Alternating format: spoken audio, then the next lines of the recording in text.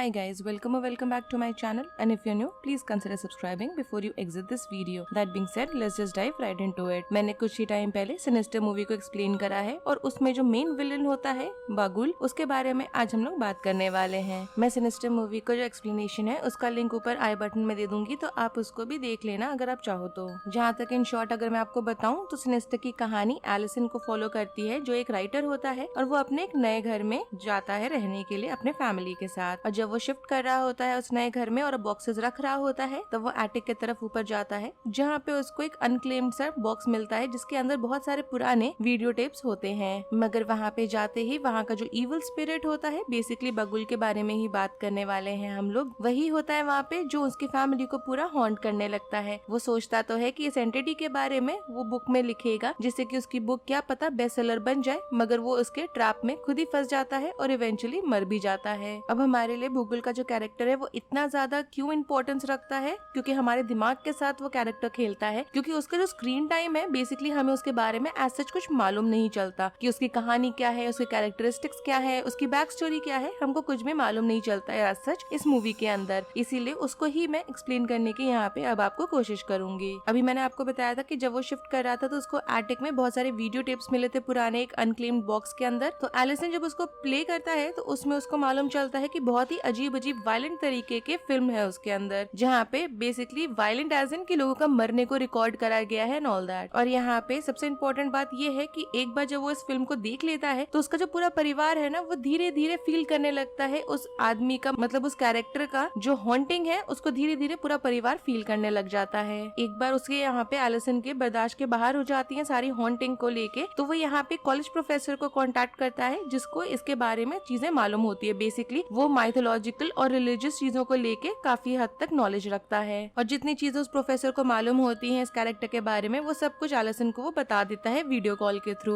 यहाँ पे वो एक मिथोलॉजिकल कैरेक्टर के बारे में बताता है उसको, जिसका नाम होता है बगुल। और मूवी के अंदर हम देख पाते हैं कि वो एक्चुअली में एक इंसान की तरह ही लग रहा होता है, मगर यहाँ पे एक उसका कैरेक्टरिस्टिक फीचर बहुत अलग सा है। वो ये है कि उसकी जो स्किन है वो बहुत ही ज्यादा पेल कलर की है और उसके जो बाल हैं वो काफी ज्यादा लंबे हैं। और ध्यान से देखोगे तो उसकी कोई आईज नहीं है और उसका कोई माउथ नहीं है एज सच बना हुआ, और उसकी जो फिंगर्स हैं वो बहुत ज्यादा लंबी हैं। वो चीज हम नोटिस कर पाते हैं जब वो बच्चों के कंधों पे अपना हाथ रखता है। अब यहाँ पे हमें ये तो मालूम चल जाता है कि बगुल जो है वो भाई होता है मोलॉच का, और वो मोलॉच एक्चुअली एक डेटी होता है जिसको रियल वर्ल्ड में लोग मानते हैं कि वो एक्चुअली में एग्जिस्ट करता है। और जब हम यहाँ पे मोलॉच के बारे में पढ़ते हैं तो हमें बगुल के बारे में भी काफी चीजें मालूम चलती हैं, क्योंकि दोनों एक दूसरे से काफी सिमिलर हैं। हमें यह मालूम चलता है कि मोलॉच जो था ना, वो एक्चुअली में इंतजार करता था लोगों के सफर करने का और उन्हें शॉर्ट टर्म के लिए रिलीफ देने के लिए चीजों के लिए हेल्प करा करता था, क्योंकि उसको मालूम था कि लॉन्गर टर्म में वो लोग सफर करेंगे डेस्परेट पोजीशन में आके, जिसका वो बेसिकली फायदा उठाएगा, क्योंकि वो लोगों के पेन और सफरिंग पर ही फीड करता है।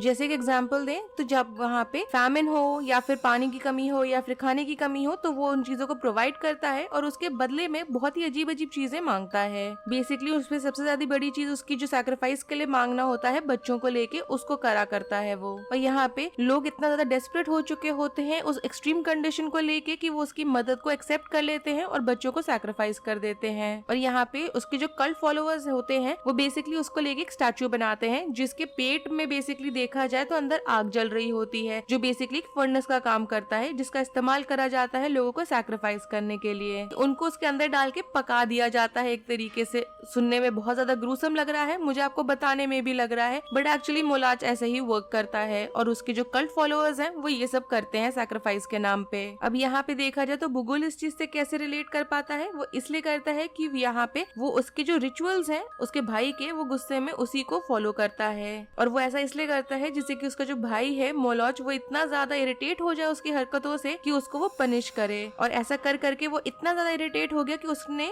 यहाँ पे बगुल के मुंह के अंदर सारी राख भर दी थी, जिससे कि वो जिंदगी भर के लिए कुछ बोल ही ना पाए और उसका जो मुंह है वो सील हो जाए। और यही बहुत बड़ा रीजन है कि हम देख पाते हैं कि बगुल का कोई मुंह नहीं होता है और वो किसी भी दोनों में से किसी भी मूवी में कुछ बोलता नहीं है। तो यहाँ पे ये तो कंक्लूजन में आ जाता है कि दोनों भाई लोग यहाँ पे बच्चों की बेसिकली सफरिंग पर और इन लोग की डेस्परेशन पे फीड करते हैं, मगर दोनों का बहुत बड़ा डिफरेंस ये है कि एक भाई यहाँ पे लोगों को सैक्रिफाइस के लिए मांगता है डायरेक्टली, वेराज दूसरा वाला भाई बच्चों को रियल वर्ल्ड से ट्रिक करके अपनी दुनिया में लेके जाता है जहाँ पे वो उन पे फीड करता है। अब अब यहाँ पे देखा जाए तो उसका जो बेसिकली रेल्म है, यूनिवर्स है, वो यहाँ पे प्रोफेसर बताता है कि जो पिक्चर्स है जिसमें वो डिपिक्ट हुआ है उसके अंदर ही एग्जिस्ट करता है, जहाँ पे वो बच्चों को साथ में लेके जाता है, क्योंकि वहाँ पे वो अपने रेल्म के अंदर जब बच्चों को ले जाता है तब उनको वो ज्यादा लॉन्गर पीरियड ऑफ टाइम के लिए उन पे फीड कर पाता है। मतलब इन शॉर्ट ये हुआ कि वो उन पिक्चर्स और वीडियोस के अंदर जीता है जिसको उसमें दिखाया जा रहा है। और यहाँ पे अगर हम मूवी के बेसिस पे बात करें तो बुगुल बेसिकली हो सकता है कि वो उन टेप्स के अंदर रह रहा है, वो जो अनक्लेम्ड बॉक्स है, और जब वहाँ से फैमिली मूव आउट कर जाती है, मूव आउट भी नहीं करती है, वो उनको मार ही डालता है एक तरीके से बच्चों को, तो वो लोग जब वहाँ से चले जाते हैं तो वो टेप्स वहीं पे बैठे रहते हैं, जिसके अंदर वो बेसिकली अपने आप को सर्वाइव कर रहा होता है और इंतजार करता है नई फैमिली के वहाँ पे आके रहने का जिनके पास बच्चे हैं। और जब वो लोग वहाँ पे नई फैमिली जो मूव इन करती है उस घर के अंदर, तो वहाँ पे उनको वो प्ले करता है टेप्स को, जैसे एलिसन के साथ हुआ है। और एक बार जब प्ले करता है तो वो बेसिकली क्रीचर उस चीज से बाहर आके उनको धीरे धीरे हॉन्ट करने लग जाता है। और इन मूवीज में अब हम समझ पाते हैं कि जो यहाँ एलिसन टेप्स देख रहा था उसमें इतना ज्यादा बुरी वायलेंट चीजें, डेथ्स किसकी थी, तो वो बेसिकली उन लोगों की थी जो प्रीवियस ओनर्स रह चुके हैं उस घर के, उन लोगों की डेथ को दिखाया जा रहा है। और यहाँ पे हमने ये भी नोटिस किया था कि जितने भी टेप्स है यहाँ, उनमें हम बुगुल को कहीं न कहीं दूर डिस्टेंस पे खड़ा देख पा रहे हैं। और यहाँ पे जैसे प्रोफेसर ने बताया कि जो भी पिक्चर या फिर टेप दिखता है जिसमें बुगुल है, तो वहाँ पे